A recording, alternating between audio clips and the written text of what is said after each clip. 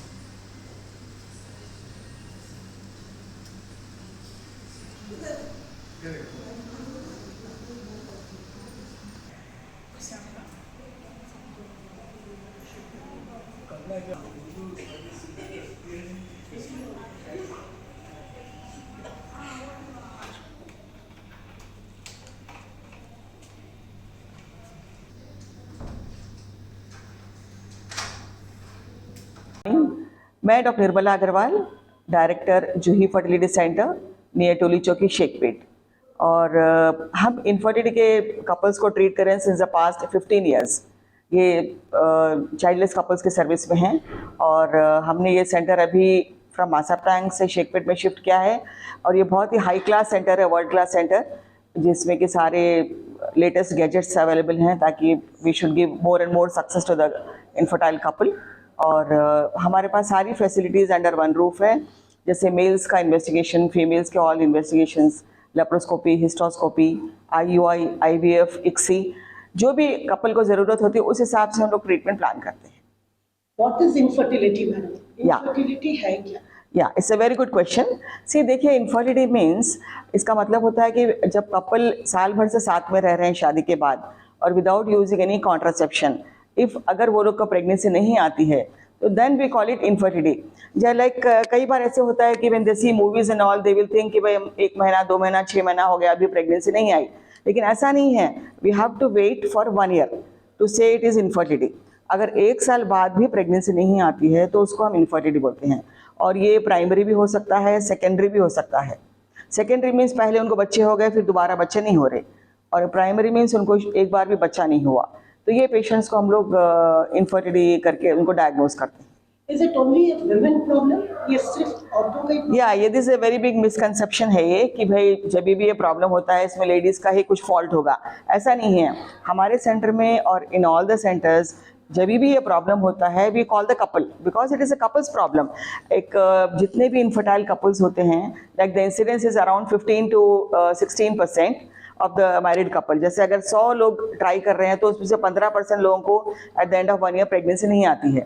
तो इनमें क्या होता है, 50% रीज़न होता है, 40% रीज़न होता है फीमेल्स में और 40% रीज़न होता है मेल्स में और 20% रीज़न होता है दोनों में। तो इसीलिए ये बहुत ही ज़रूरी है कि हमको मेल और फीमेल दोनों का इन्वेस्टिगेशन करना चाहिए। ये एज कितना इफेक्ट करती है डॉक्टर इसके लिए? या क्या रोल प्ले करती है एज? हाँ देखिए, एज बहुत ही important, most important success parameter है। जैसे अगर पेशेंट यंग होता है बिलो 30 ईयर्स तो उनका फर्टिलिटी इज़ क्वाइट हाई, तो ये टाइम पर जब हम ट्रीटमेंट करते हैं तो success rate is very good. और between 30 and 35 there is a moderate reduction in the fertility. तो फर्टिलिटी धीरे धीरे एज के साथ कम होता जाता है, और 35 के बाद में तो फर्टिलिटी बहुत ही ड्रास्टिकली फॉल होना शुरू होता है।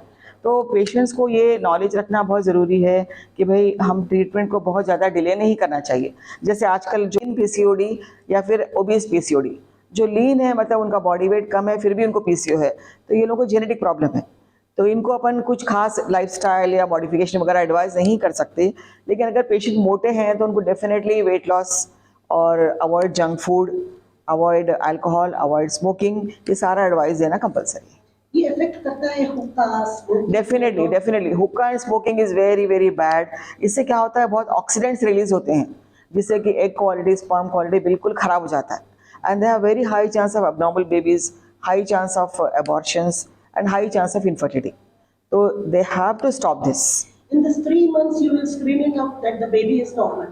Yes, yes, If yes. it is not normal, then what is the procedure? अगर नॉर्मल नहीं होता है तो then you have to send them for abortion. Yes, we do the genetic test and everything we do.